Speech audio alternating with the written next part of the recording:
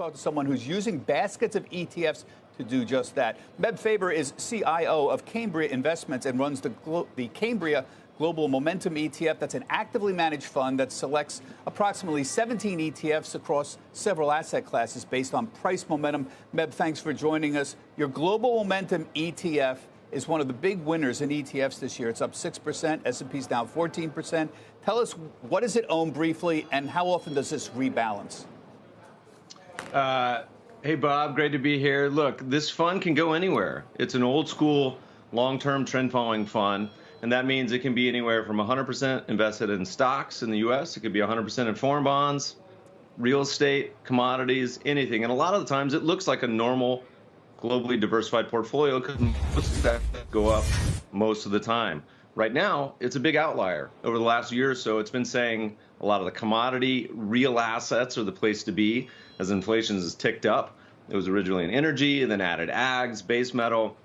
Right now, the portfolio is very atypical. It is the vast majority of the portfolio is in real assets and commodities and the like. That's also saying a lot of the other assets don't look good either. I mean, here we are in one of the worst starts ever for 60-40 in the U.S. And so it's saying, whether it's just for now or for longer, that you need some real asset exposure in your portfolio, which most people don't have.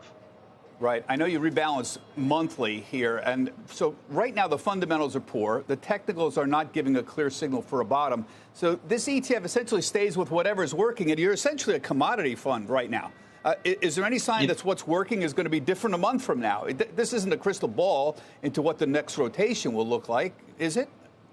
People assume that to be a trend follower, you have to be like a ninja darting in and out of markets. But this is a long-term trend following fund. If you remember the last commodity super cycle, it lasted for almost a decade.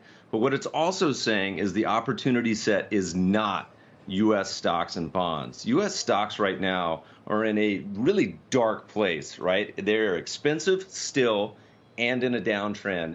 And what's unique about this year is bonds are not helping. And most investors assume that 60-40 is a safe place to be, and they forget that 60-40 can get much worse, and it has in the past gone down 60% during the Great Depression. So having this exposure, if inflation stays, who knows if it doesn't, we may rotate it back into bonds next month.